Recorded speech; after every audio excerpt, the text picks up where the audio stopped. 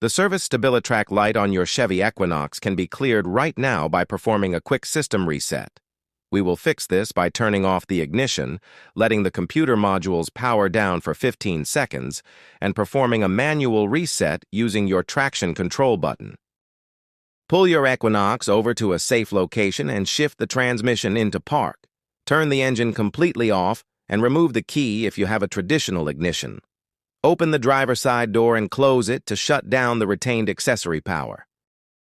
Wait a full 15 seconds for the vehicle's computer systems to completely drain their residual power.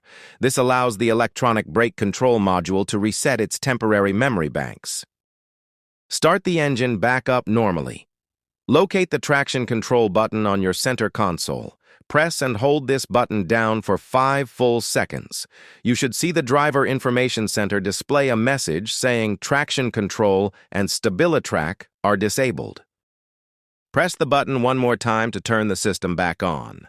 This manual cycling forces the Stabilitrak module to run a fresh self-diagnostic check. In many cases, this clears the warning light caused by a simple voltage drop or a temporary sensor communication glitch. If the light comes back on after you start driving, you have a hard fault in the system.